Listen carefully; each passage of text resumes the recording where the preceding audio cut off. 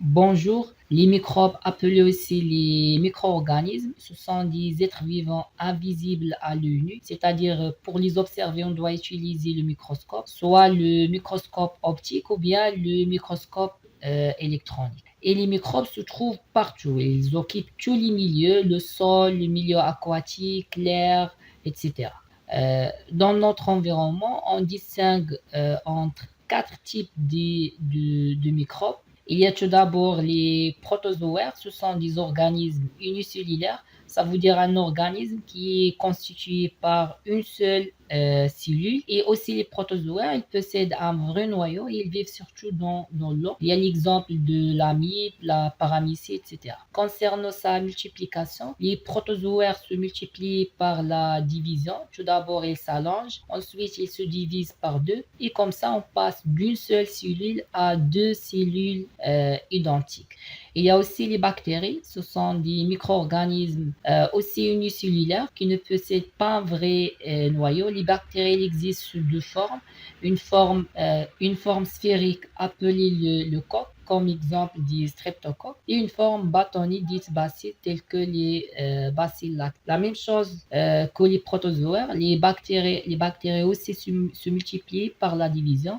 Ils s'allongent, ensuite ils se divisent par deux. La troisième classe, c'est les champignons microscopiques. Ce sont aussi des micro-organismes qui possèdent un vrai noyau. Parmi ces champignons microscopiques, il y a les moisissures. Ce sont souvent des tapis verts ou jaunes qui couvrent les aliments comme les moisissures du pain et qui poussent dans des formes de filaments multicellulaires ou bien unicellulaires. Alors, pour se multiplier, les moisissures libèrent les spores. Les spores, c'est quoi? Ce sont des éléments sphériques noirs que vous voyez là. C'est comme les graines chez les plantes.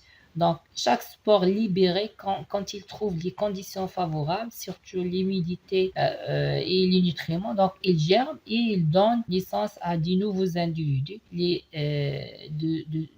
ces champignons microscopiques. La dernière classe dont je vais parler, c'est les virus. Donc, ce sont des agents infectieux qui sont vraiment très très très petits. Pour les observer, on doit utiliser le microscope électronique. La particularité des virus, qu'ils sont incapables de se reproduire tout seuls, c'est-à-dire pour qu'ils se multiplient, ils ont besoin de parasiter les autres cellules vives. Comme le cas des bactériophages, c'est des virus qui attaquent les bactéries. Tout d'abord, ils se fixent sur la membrane de la bactérie. Ensuite, il injecte son matériel génétique à l'intérieur de son cytoplasme et comme ça, il utilise le cytoplasme de la cellule infectée pour se multiplier. Et à la fin, il détruit la bactérie, il sort pour infecter les autres cellules. Ce que vous devez savoir aussi que certains microbes sont pathogènes, ils provoquent des maladies comme les bacilles tétaniques. C'est des bactéries mortelles qui provoquent le tétanos. Le VIH aussi, c'est un virus mortel.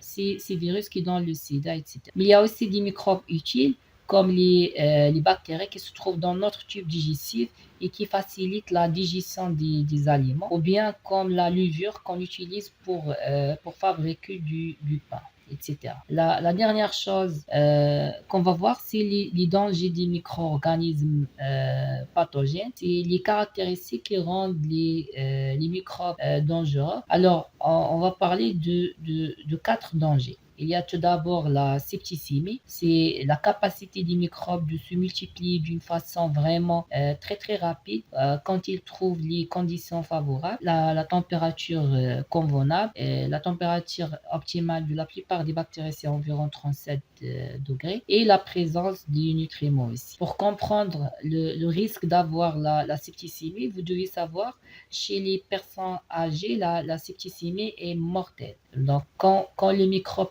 pénètrent à l'intérieur du corps, ils commencent à se multiplier rapidement et on peut passer de quelques individus à des milliards et des milliards d'individus dans une période vraiment très très très courte. Tout ça, ça va compliquer l'état de santé de la personne infectée et ça peut provoquer un choc septique, c'est-à-dire une baisse dangereuse de la pression artérielle et la mort de la personne infectée, dans les cas les plus graves, bien sûr. Le deuxième danger, c'est la toxémie. La toxémie, c'est quoi? C'est la capacité de certains microbes de produire des substances toxiques nommées la toxine et qui peuvent provoquer des maladies graves aux personnes infectées, telles que les bacilles tétaniques qui provoquent le tétanos, comme ce chien.